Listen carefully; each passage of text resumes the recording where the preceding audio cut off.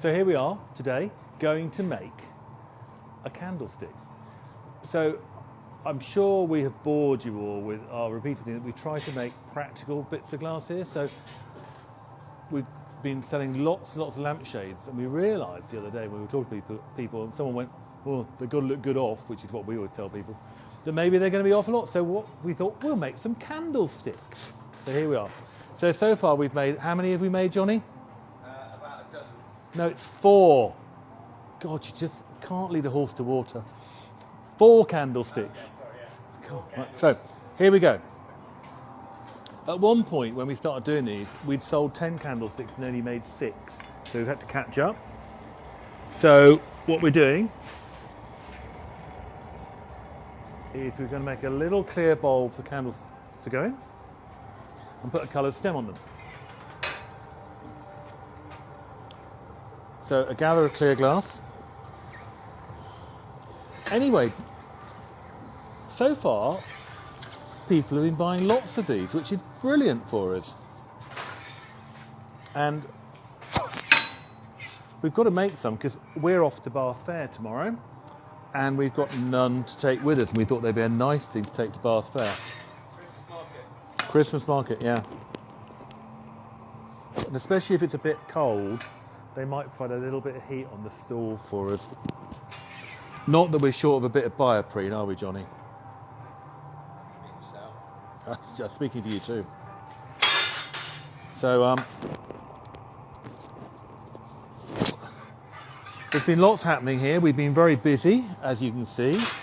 Johnny's got a new pair of shorts, which have an equally big rip in the back of them as the old pair of shorts. So there's our candlestick bowl.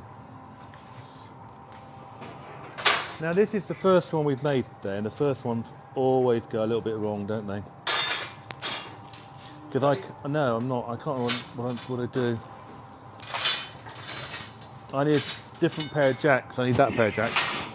So Johnny's got the stem, and he's rolled it through the chips and over there. Yeah, I'm ready. He's got it hot, melted it all in, and we're going to just attach that to the bottom. So these are going to be stemmed candlesticks. I'm going to cut that off. So I've just got to heat that up. Yeah. So these are our red and yellow mix.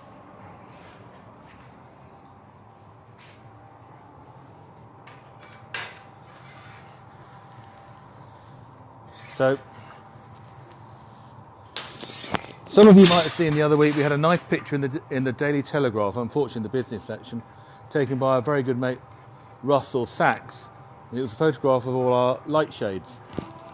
But we persuaded him to put a candlestick at the end of the chair because we thought it was funny. So thank you very much for that, Russell. So I've just picked up a different pair of jacks here which have rounded blades on them. So when I'm pulling the stem, it doesn't create such a cut-in line. I did, but we're too late now to do it. So our problem with this candlestick at the moment is our Maurice on the bottom is probably a little bit deep because we just forgot something that we should have done.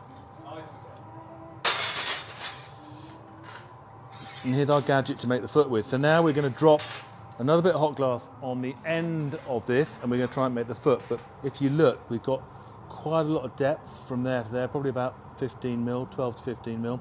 Might be too much, so we'll see. Okay? So when we first started making these, we had quite a lot of problems because it was very windy on that day and we had lots of breaking. So I'm going to drop a bit of hot glass on there, push it down, and then with my gadget, I'm just going to edge it over the Maurice. So I've got to squeeze back towards the top of the candlestick to try and get all the glass to come out round. And as you can see, it's not quite there. It's very, very close. And you have to bend the foot over so that the candlestick sits on the edge of it, not in the middle where the punty is. Flat board just to even up the sides of it. So we're going to stick a punchy on here. So this is a little button punchy. Just cooling it down a little bit there. I've got to stick this in the middle of my foot. So I'm just going to make sure the foot is flat still. Got a file here. If you just get a little bit of saliva on it, the saliva's got a higher surface tension than water, so it's less likely to crack the glass. You do have to be careful not to file your teeth down though with it. So we've now attached the candlestick to our punchy iron. So I'm going to heat up the end of it and open it out.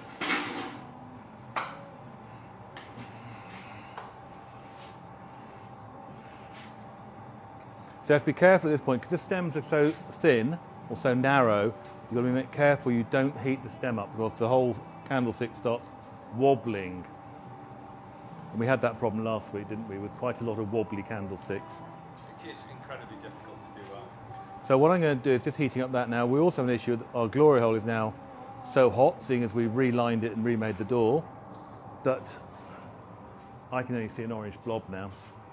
So if you look at the top of this now, you can see at the very